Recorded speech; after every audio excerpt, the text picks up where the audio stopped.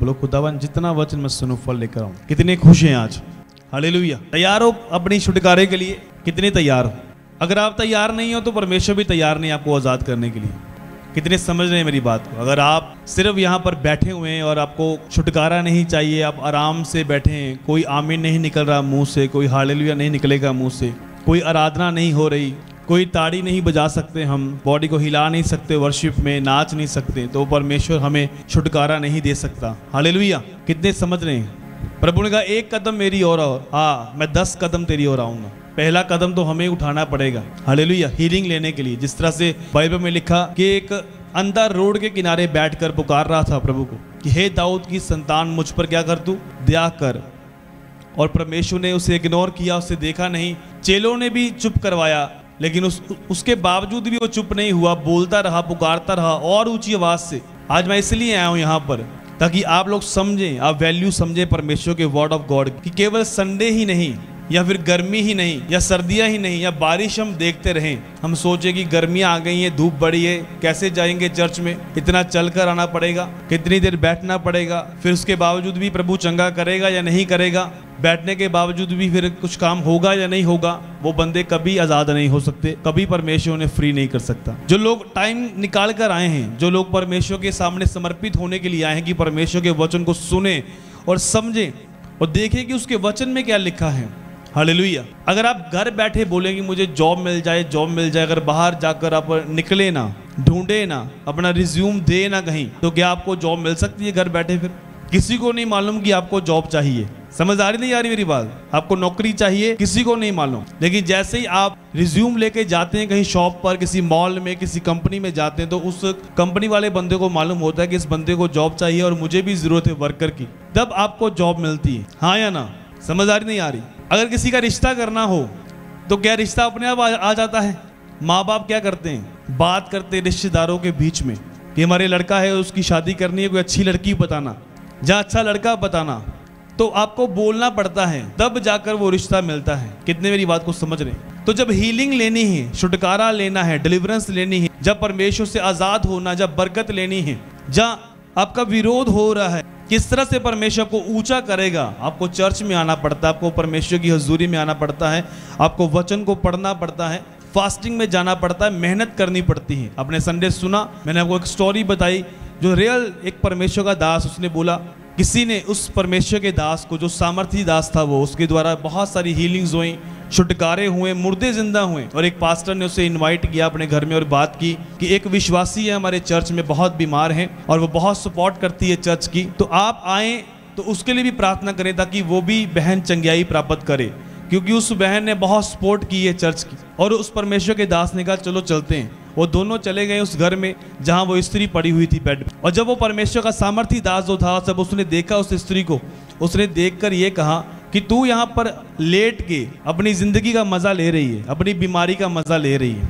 कितने मेरी बात को समझ रहे हैं? अब वो स्त्री देखने लगी मुंह की तरफ कि ये पास्टर कैसा पास्टर है, चंगा करने की बजाय मुझे ताने मार रहा है, मुझे बता रहा है कि मजा ले रही है बीमारी का।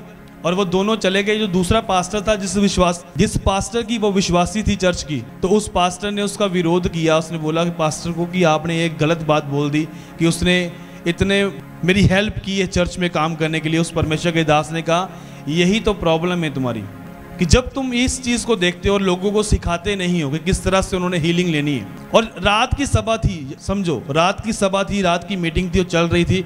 वो स्त्री पीछे आकर बैठ गई और जैसे वो परमेश्वर का दास आया, जब वो प्रेयर कर रहा था, तब उससे मिला। उसने बोला कि अब तुम तैयार हो हीलिंग लेने के लिए? उसने बोला हाँ मैं तैयार हूँ, कि आपने जो सुबह बोला था वो बिल्कुल सही बोला था। मुझे फील हुआ कि मैं गलत कर रही हूँ, जो आप बोल रहे हैं वो बिल्कुल सही बात है। और उसी घड़ी उस बहन ने हीलिंग को प्राप्त किया, चंगाई को प्राप्त किया यीशु मसीह के सामर्थी नाम में। अगर आमीन ऊंचा लंबा हालेलुया। अब यीशु मसीह को देख लो, वो खुदावन होने के बावजूद उसने आराम से चंगा नहीं कर दिया उसको। उसने पुकारा कि हे दाऊद की संतान मुझ पर क्या कर, तू दया कर। क्या प्रभु ने चंगा कर दिया उसको? प्रभु देखकर निकल गया उसको। लेकिन चेलों ने भी दबाने की कोशिश की कि चुप कर जा, लेकिन और ऊंची आवाज से पुकारना शुरू कर दिया उसने। और पुकारता ही रहा जब तक प्रभु ने बुलाया नहीं। जब प्रभु ने बुलाया तुझे क्या चाहिए, प्रभु को भी मालूम है कि आंखें नहीं है। जो अंधे लोग होते हैं, मालूम होता ना देख के बंदे को, ये अंधा देख नहीं सकता कि वो ऐसे ऐसे चल रहे हैं, तो प्रभु ने कहा तुझे क्या चाहिए? उसे बोला प्रभु ये कि मैं देखना चाहता हूँ। प्रभु ये चाहता था कि अपने मुंह से बोले, अपने मुंह से बोलकर मुझे केस बताए। कई बार जब आप प्रेयर करते हैं परमेश्वर को, आप ये बोलते रहते हैं प्रभु चंगा कर, चंगा कर, चंगा कर। प्रभु को मालूम नहीं होता केस कि क्या करूं मैं, क्योंकि परमेश्वर अपने वचन के साथ जुड़ा हुआ है। कितने समझ रहे मेरी बात को? अब जज को देख लो, जज संविधान के साथ जुड़ा हुआ है। जज के सामने जाकर बोल दो कि मेरा बच्चा निर्दोष है, इसकी कोई गलती नहीं है, इसे माफ कर दो, मेरा एक लौता ही बेटा है, छोड़ दो। क्या जज उसे छोड़ देगा? अगर उसने क्राइम किया है तो जज संविधान में देखेगा इसका छुटकारा कैसे हो सकता है। अगर वो संविधान के अनुसार सामने आएगा, जो बंदा सामने होगा, तो उसके अनुसार जज जो है वो न्याय करता है। समझ आ रही नहीं आ रही मेरी बात? आज जब तुम बोलते रहो परमेश्वर मुझे चंगा कर दे, चंगा कर दे, और परमेश्वर के वचन को तोड़ दे और सारे काम वो करते रहे जो परमेश्वर ने मना किए हैं, कि लंगर प्रसादे भी खाते रहे, साथ साथ में सब जगह पर जाते रहे, सब चीज़ें करते रहे, हम पार्टियां भी अटेंड करते रहे, जहां नहीं जाना चाहिए वहां भी जाएं। सिर्फ हमारी यही प्रॉब्लम होती है कि लोग नाराज ना हो जाएं, कहीं मासी नाराज ना हो जाए, मामा नाराज ना हो जाए, भाई नाराज ना हो जाए। ये कभी नहीं सोचते कि परमेश्वर नाराज ना हो जाए। जब तुम उसको नाराज कर दोगे तो हीलिंग तुम्हें मिलेगी नहीं, बीमारियों का सामना करना पड़ेगा, प्रॉब्लम का सामना करना पड़ेगा। इस तरह के लोग कभी चंगाई प्राप्त नहीं करते। अगर कर भी लें तो वो बनी नहीं रह सकती। तुम कैसे जा सकते हो एक ऐसे स्थान पर जहां परमेश्वर की महिमा नहीं होती? हालेलुया। प्रभु ने तो ये कहा कि तुम मुझे छोड़कर किसी और देवता की आराधना मत करना। समझ आ रही नहीं आ रही? अब क्रिश्चियन जो आत्मा से भरा हुआ है वो उस जगह पर खड़ा है जहां परमेश्वर की आराधना नहीं, किसी और की आराधना हो रही है, और वो बीच में खड़ा है। क्यों खड़ा है? कि रिश्तेदार नाराज ना हो जाए। क्यों खड़ा है? कि कहीं रिश्तेदारी खराब ना हो जाए, लेन देन खत्म ना हो जाए। इन चीज़ों के चक्करों में, समाज के चक्करों में जो लोग ऐसे जुड़े हुए हैं वो कभी चंगाई प्राप्त नहीं करते। हालेलुया। अगर आप 12 साल की लहू बहने वाली औरत को जब देखोगे, तब उसने क्या किया? उसने विश्वास किया कि जब प्रभु जहाँ से गुजरेगा उसके मैं परड़े को छू लूंगी और मैं चंगी हो जाऊंगी। उसका ये बिलीव था। उसने ये नहीं कहा कि जब यीशु मसीह मेरे घर के पास गुजरेगा तो मुझे बता देना कि मैं निकल आऊंगी। ऐसे लोग बोलते ना कि मैं चर्च में नहीं आऊँगा, जब कहीं मेरे एरिया में मीटिंग होगी ना तब मैं आऊँगी। वो वहां पर आकर भी चंगे नहीं होंगे वो लोग। कितने मेरी बात को समझ रहे हैं? जो बंदा बस लेके आया है, ऑटो का किराया खर्च के आया है, अपने डीजल को खर्च करके आया है, पैसे खर्च करके चर्च में आया है, दूर से आया है, 200 किलोमीटर दूर से आया है, परमेश्वर कभी भी उसे शर्मिंदा नहीं होने देगा अगर वो असली विश्वास के साथ आया चर्च में। यीशु मसीह के सामर्थी नाम में अगर आमीन ऊंचा लंबा है। अगर हीलिंग चाहिए तो आप कंफर्ट में रहकर हीलिंग को नहीं ले सकते। अगर आपको छुटकारा चाहिए, आप आराम से संडे वाले दिन चर्च में आ जाएं, तो सिर्फ प्रेयर चलती है, बस वही आप कर रहे हैं। आप उस तरह से छुटकारा प्राप्त नहीं कर सकते परमेश्वर से। अगर आपको बड़ा कुछ काम करना है तो आपको एफर्ट लगाने पड़ते हैं, आपको मेहनत करनी पड़ती है। अगर सेवकाई को आप बढ़ता हुआ देखना चाहते हैं, आपको एफर्ट लगाने पड़ते हैं, एक्स्ट्रा मेहनत करनी पड़ती है आपको। आप संडे वाले पास्टर नहीं बनते, फिर आपको नाइट प्रेयर में जाना पड़ता है, आपको मेहनत करनी पड़ती है। किसी भी हिस्से में ले लो, चाहे वो मसा है चाहे वो हीलिंग है। जब अलीशा ने मसा पाया था तो यरदन तक उसका पीछा करता रहा एलिया का। यरदन का मतलब क्या है? मरा हुआ। क्या मतलब है उसका? मरा हुआ। यरदन का मतलब, वो यरदन में जाकर जब उसने पीछा किया, बहुत सारे चेले थे एलिया के, लेकिन जो अलीशा था उसने पूरी तरह परफेक्ट रीति के साथ एलिया का पीछा किया। और जब वो उस स्थान पर पहुंचा जिसका मतलब था मरा हुआ, और एलिया ने भी देख लिया, और एलिया ने कहा जब तू मुझे जाते हुए देख लेगा वो चद्दर तेरे ऊपर आ जाएगी तो दुगना मसा पाएगा। और दुगना मसा उसके पास आया। यीशु मसीह के सामर्थी नाम में अगर आमीन ऊंचा लंबा है। अगर एफर्ट ना लगाता, दूसरे भविष्यवक्ताओं की तरह खड़ा रहता, जिस तरह से दूसरे भविष्यवक्ता उसको बोल रहे थे कि तेरा गुरु आज स्वर्ग में चला जाएगा, हालेलुया, तो उसने उनकी नहीं सुनी। उसने बोला शट अप, मुझे मालूम है। उसने लोगों की नहीं सुनी, उन भविष्यवक्ताओं की नहीं सुनी, अपने फ्रेंड्स की नहीं सुनी, अपने स्पिरिचुअल भाइयों की नहीं सुनी। उसने परमेश्वर की आवाज़ को सुना और अपने स्पिरिचुअल फादर को देखा और निकलता गया आगे, और एक ऐसे स्थान पर गया जिसका नाम था यरदन। यरदन का मतलब ही है मरा हुआ, जो अपने आप में मरा हुआ नहीं है, जिसको सर्दी गर्मी भूख प्यास सब चीज़ें खत्म हो चुकी हैं, जिसके लिए कोई तारीफ कर रहा है उसको कोई चक्कर नहीं है, कोई विरोध कर रहा है कोई चक्कर नहीं है, जो मर चुका है और परमेश्वर उसे दुगने मसे के साथ भर रहा है प्रभु यीशु मसीह के सामर्थी नाम में अगर आमीन ऊंचा लंबा है। ऐसे ही हीलिंग है। लोग आपको क्या बोल रहे हैं? तुम तो चर्च में जाते हो, तुम चंगे नहीं हुए, तुम तो फलानी चर्च के मेंबर हो, तुम चंगे नहीं हुए।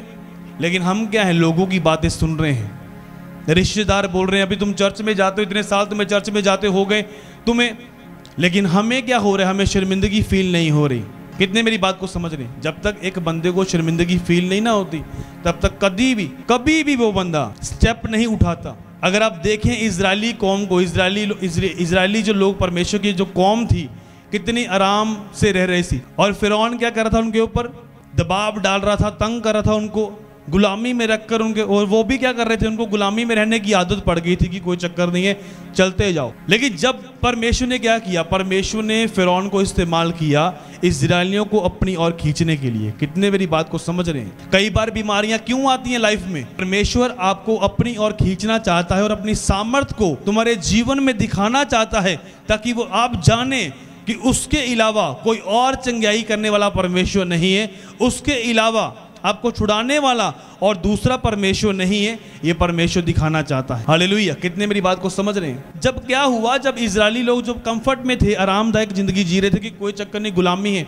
जैसे कि बंदा होता ना कि 5000 में गुजारा कर रहा है, 5000 आ रहा है महीने का, और तंगी दे विच वो गुजारा कर रहे हैं, और वो बढ़ना नहीं चाहते, आगे अपना ताइथ निकालना नहीं चाहते कि हम बढ़े, हमारा जो 5000 है वो 50,000 बन जाए। वो ताइथ निकालना नहीं चाहते, वो आराम से जी रहे हैं वो। और फिर क्या होता है, वचन में क्या लिखा, परमेश्वर ने कहा जब तुम ताइथ नहीं देते तुम मुझे ठगते हो। तब फजूल खर्चियां खत्म नहीं होती, बीमारियां खत्म नहीं होती, डॉक्टरों के चक्कर, आज कोई बीमारी आ गई, कल कोई बीमारी आ गई, फिर बीमारी आ गई, एक खत्म हो गई दूसरी शुरू हो गई। ये क्यों रहता है लोगों की जिंदगियों में? उसका कारण क्या है कि वो परमेश्वर के वचन को मानते नहीं है। और परमेश्वर क्या करता है, फिर नाक में नकेल डालकर उन्हें समझाने के लिए कुछ विपत्तियां उनके जीवन में भेजता है, इसलिए ताकि ये लोग जाने और अपनी जिंदगी को साफ करें, क्लीन करें और मेरे करीब आ सकें। समझदार नहीं आ रही मेरी बात? अब फिरौन क्या कर रहा था? अगर आप बोलेंगे मेरे बच्चे बीमार रहते हैं बहुत, और आप चर्च में बच्चों को लेके ना आए, अगर आप बोले कि मेरी टांगे काम नहीं करती और आप चर्च में आए ना, अगर आप ऑटो लेकर बैठकर चर्च में नहीं आ सकते, तो तुम कैसे हीलिंग प्राप्त कर सकते हो? उस खुदा के दास ने कहा तू आराम से बैठी, मजे ले रही है बीमारी, उसको शर्मिंदगी फील हुई। समझदारी नहीं आ रही मेरी बात? मान लो कि मैं भी अगर हूं, मैं किसी को बोल दूं जाके कि आप मजा ले रहे हैं बीमारी का, वो बंदा शर्मिंदा हो जाएगा। हालेलुया। जहां तो वो विरोध करेगा फिर मेरा, तो जहां फिर ये स्टेप लेगा, जहां तो विरोध करेगा भी ले चंगा तुम प्रे करना है, प्रे करो मेरे लिए, तो जहां फिर वो बुद्धिमान अगर होगा तो मुझे चर्च में जाना है, वहीं जहां उस पास्टर ने ये वर्ड बोले हैं, आपकी हीलिंग वहीं होगी प्रभु यीशु मसीह के सामर्थी नाम में। अगर आमीन ऊंचा लंबा है, हालेलुया। अगर आप व्हीलचेयर पर बैठे हैं, आप बीमारी में बैठे, आप वर्शिप कर रहे हैं परमेश्वर की चर्च में, हालेलुया, आप आराधना कर रहे हैं, आपको मालूम है कि डॉक्टरों के पास आपने ऑपरेट नहीं करवाना, डॉक्टर ने बोला कि ये प्रॉब्लम है, तुम्हारी किडनी खराब है, चेंज करनी पड़ेगी, ये होगा वो होगा, हार्ट में प्रॉब्लम है, आप ऑपरेट नहीं करवाना चाहते, क्या आपका वैसा फेथ है? बार लोग मेरे पास आते बोलते कि पापा जी ऑपरेशन करवाइए जाना, मैं उनको यही बताता हूं, मैं बोलता हूं ऑपरेशन मत करवाओ। अगर तुम्हारी मेहनत है, अगर तुम्हारा विश्वास ऐसा है तो खड़े रहो, अगर नहीं है तो बाद में चर्च के ऊपर ब्लेम मत करना कि चर्च ने मना किया था मुझे। कितने मेरी बात को समझ रहे हैं? प्रभु ने बुद्धि दी है हमें। अगर तुम्हारा फेथ, अगर तुम इतनी मेहनत करने के लिए तैयार हो, एक परमेश्वर का दास, उसके पत्थरियां हो गई हो, ऐसा परमेश्वर का दास जो मुर्दे जिंदे गेज ने 10 मुर्दे, और हुआ क्या वहां पर कि उनके अपने पत्थरियां हैं अंदर, और पत्थरी भी कोई एक नहीं, बहुत सारी पत्थरियां। और एक बार उन्होंने क्या किया, डॉक्टर के पास गए, डॉक्टर ने कहा कि आपका ऑपरेशन करना पड़ेगा क्योंकि पत्थरियां बहुत ज्यादा हैं और उनकी ब्लीडिंग बहुत ज्यादा हो रही थी अंदर। उन्होंने बोला कि चलो चेक तो करवाते हैं कि प्रॉब्लम क्या है अंदर। जब करवाई तो पत्थरियां निकली अंदर। डॉक्टर ने बोला कि ऑपरेशन करना पड़ेगा, उन्होंने बोला नहीं, जो जिस परमेश्वर की मैं सेवा करता हूं, हालेलुया, वो इस पत्थर के साथ फाइट करने की ताकत रखता है, हालेलुया, जो मेरे अंदर है। और क्या हुआ कि बड़ी बड़ी सभाएं उन्होंने करनी, बड़े हीलिंग होनी, लंगड़े चलने, अंधों ने आंखें पानी। तो बाद में क्या करना, बाद में उन्होंने वॉशरूम में जाना, वॉशरूम में जाकर जब जाना कि पत्थरियां बाहर आ जाएं, लेकिन कई बार क्या होता है, इतनी ब्लीडिंग होती थी कि वो वॉशरूम के बाहर ही पड़े रहते थे, दर्द होती थी, लेकिन ऑपरेट नहीं करवाया और काम करते रहे, अपना फेथ को बना के रखा। उन्होंने एक विश्वास रखा कि जो परमेश्वर के पास आने वालों को विश्वास करना चाहिए कि वो अपने ढूंढने वालों को प्रतिफल देता है। इस वचन का अंगीकार वो रोज करते थे कि बिना विश्वास परमेश्वर को प्रसन्न करना अनहोना है। कितने मेरी बात को समझ रहे हैं? हर बंदे का एक जब वो एक बंदा वचन को पढ़ता है ना, उसके लिए एक स्पेशल आयत परमेश्वर का आत्मा उसे देता है। जैसी परिस्थितियों में वो चलता होता है, उनको परमेश्वर ने ये वचन दिया कि परमेश्वर के पास आने वालों को विश्वास करना चाहिए। हालेलुया। और उन्होंने इसी वचन के ऊपर यकीन किया, बिलीव किया। एक बार उन्होंने इतनी मीटिंग कर आए और इतनी ब्लीडिंग हो गई, और ऐसा है उनके जो अंदर के कपड़े थे वो सारे ब्लड के साथ रोज गीले हुए थे।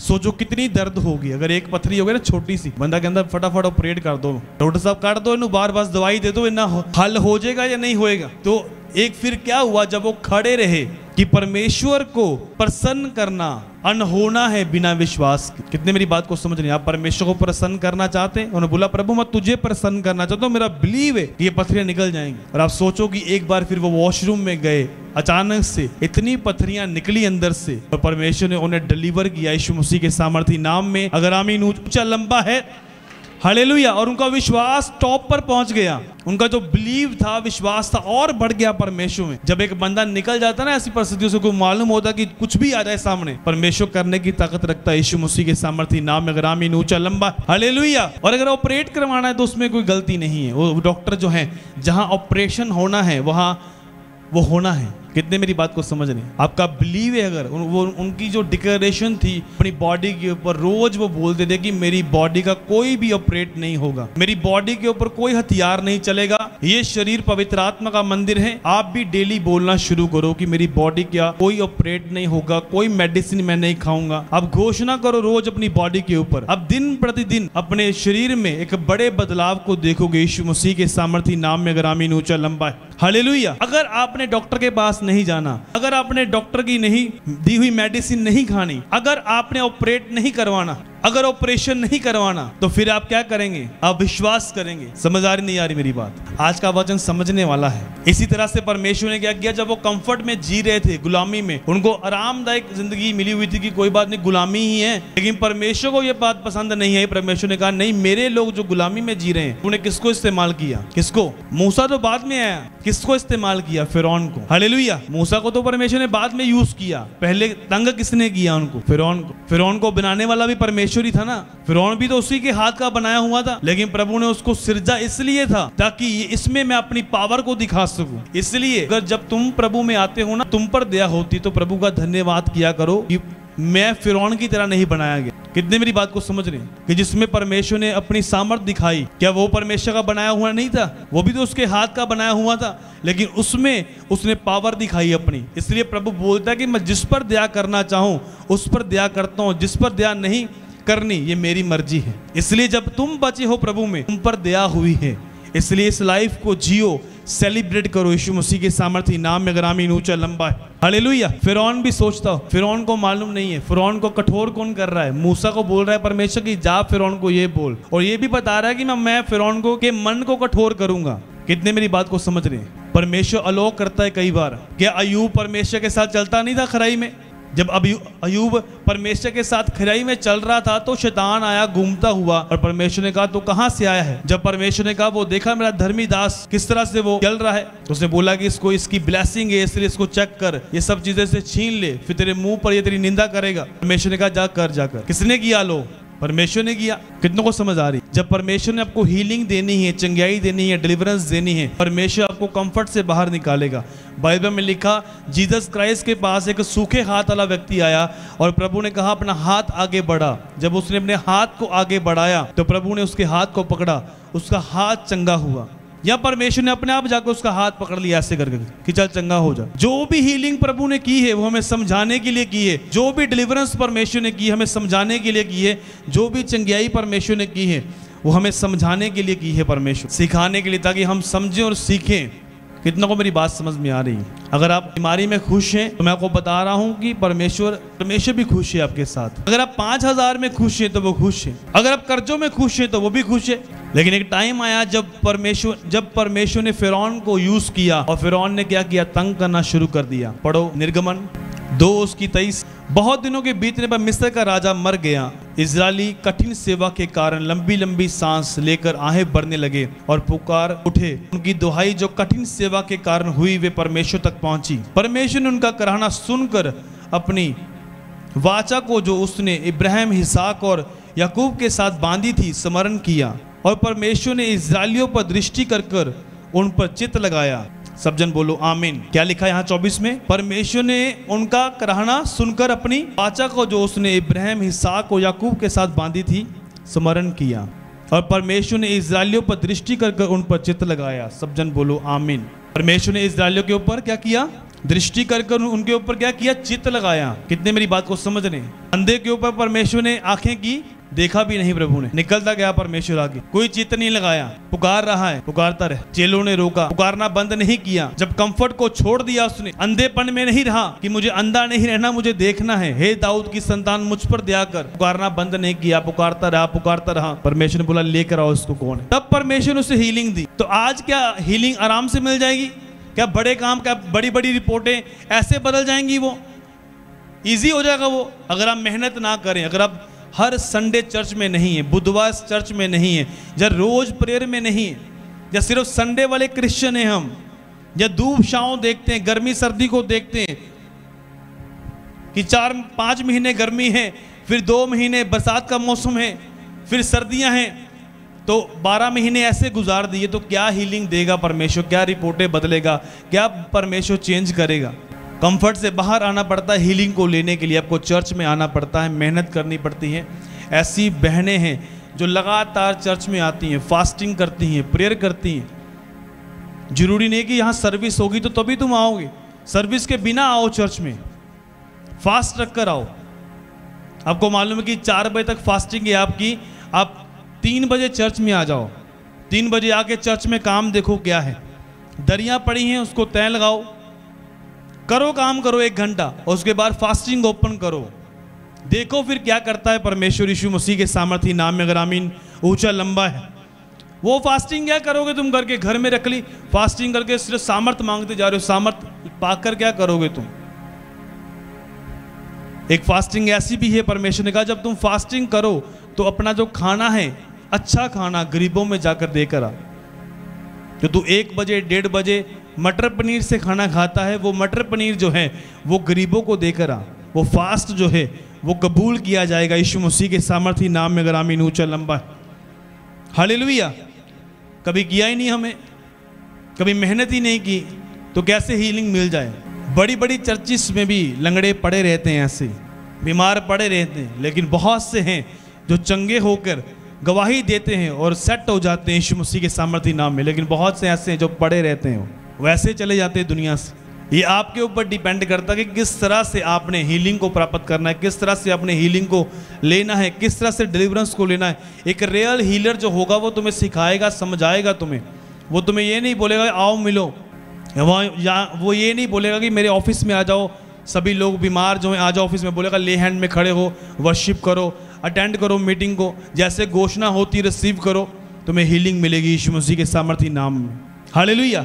अगर वो एक ऑफिस बनाकर बैठ जाए और बोले कि सब आ जाओ, अंधे भी आ जाओ लाइन बनाकर, व्हील चेयर वाले भी सारे आ जाओ अंदर, वो एक बाबे का स्थान बन जाएगा। कितने मेरी बात को समझ रहे हैं?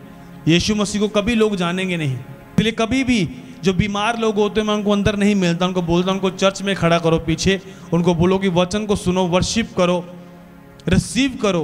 तब परमेश्वर जब उन्हें छूता है, वो जब चंगे होते हैं, उनको मालूम होता है कि परमेश्वर ने मुझे चंगा किया है, और वो परमेश्वर की महिमा करते हैं यीशु मसीह के सामर्थी नाम में। समझ आ नहीं आ रही? जब परमेश्वर को सिखाता है, समझाने के लिए कर रहा है। क्यों कर रहा था परमेश्वर?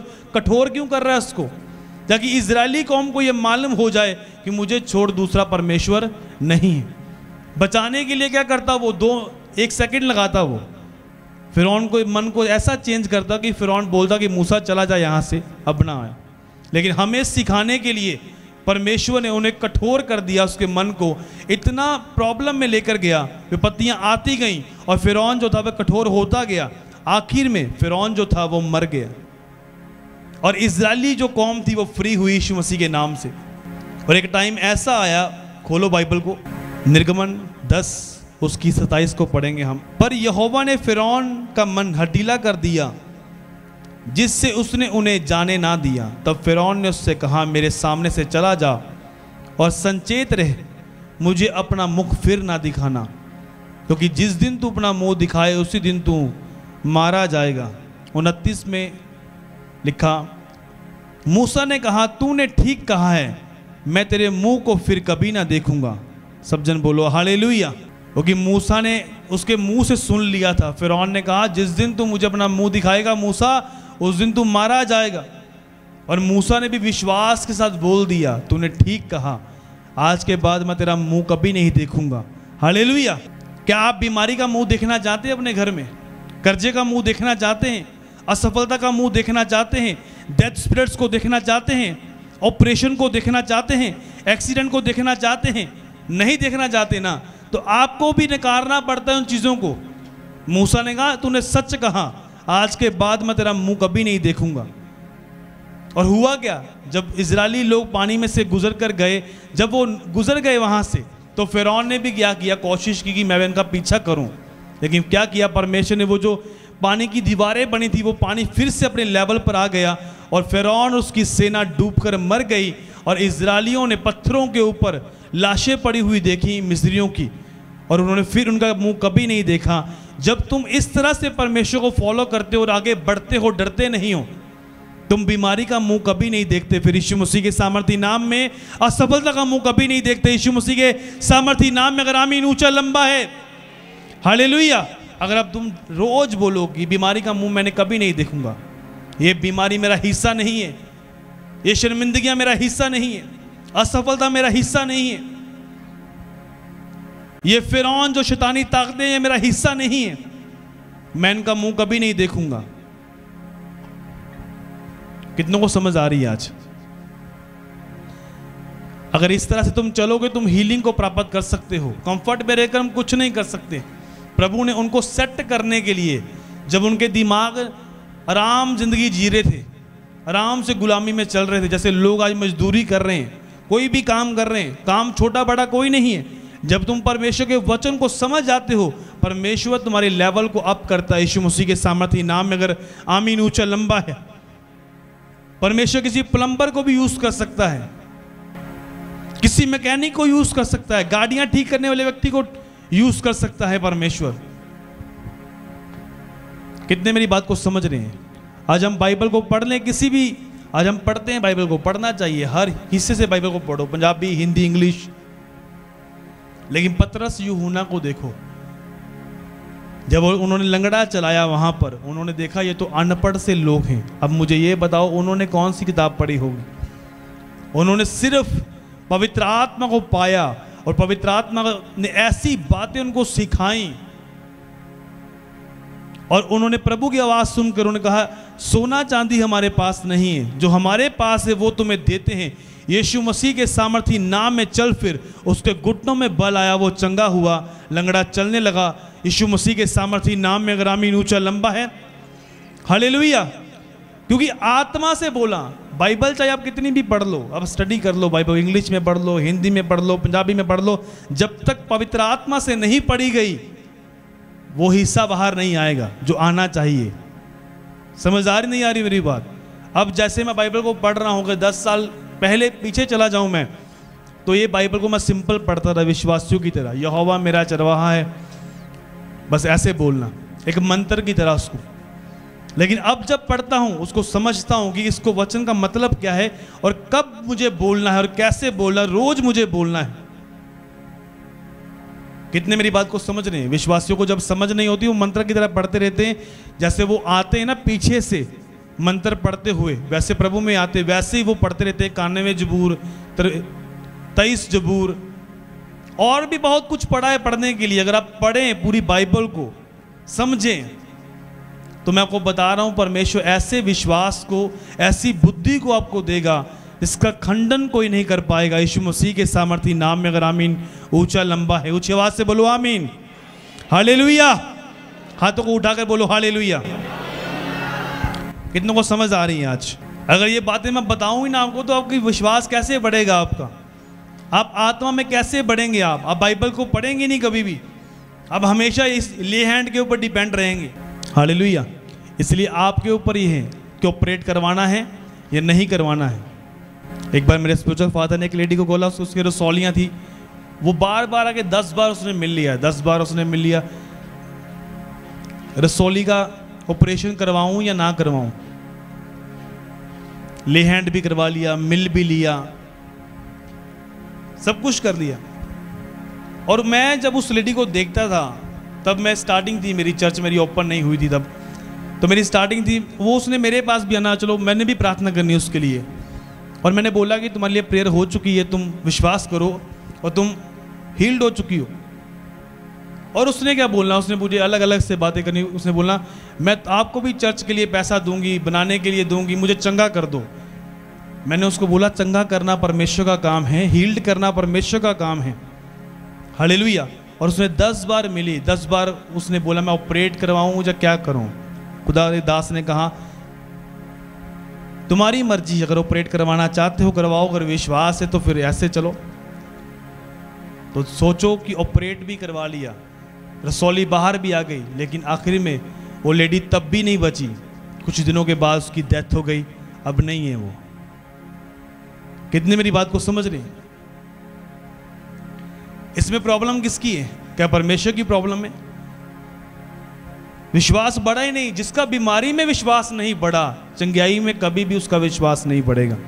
कितने मेरी बात को समझ रहे हैं? जो बीमारी में खड़ा रहा, विश्वास दिखा दिया, जब हील्ड हो जाएगा तब उसका विश्वास हिलेगा नहीं। यीशु मसीह के सामर्थी नाम में अगर आमीन ऊंचा लंबा है। कितने समझ रहे हैं? इसमें बीमारी में बोलते ना हाय हाय करती, हाय मर गया जी, मैं मर गया जी, बस खत्म हो गया जी मैं, बस। वो जो चंगा हो गया तद भी और यही शब्द रहने। जो बीमारी में खड़ा ना, परख पता चलती है जब दुख होता है ना जिंदगी में, तब पता चलता है क्या बोल रहा है बंदा अपने मुंह से।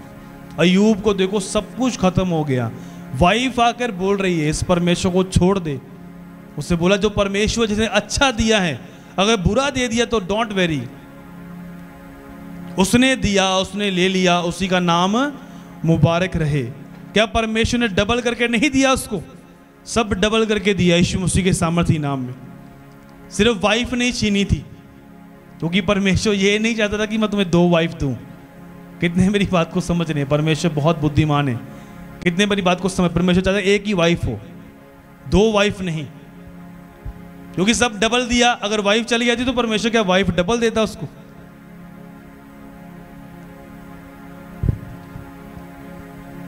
इसलिए समझने वाली बातें हैं बहुत। चर्च आपको सिखाती है, समझाती है आपको। अपने हाथों को उठाओ और बोलो परमेश्वर आज मैं तैयार हूं अपनी हीलिंग को लेने के लिए। ऊंची आवाज से प्रार्थना करो, मुंह खोल के बोलो परमेश्वर आज मुझे छू, आज मुझे छू परमेश्वर। मैं भी चाहता हूं हील्ड होना, मैं भी चाहता हूं चंगा होना। ये बीमारी मेरा हिस्सा नहीं है, मैं इसे नकारता हूं अपने जीवन से। मैं नकारता हूं इसको अपने जीवन से। ये मेरे जीवन का हिस्सा नहीं है, ये मेरी लाइफ का हिस्सा नहीं है, मैं इसे नकारता हूं। ऊंची आवाज से बोलो सब जन।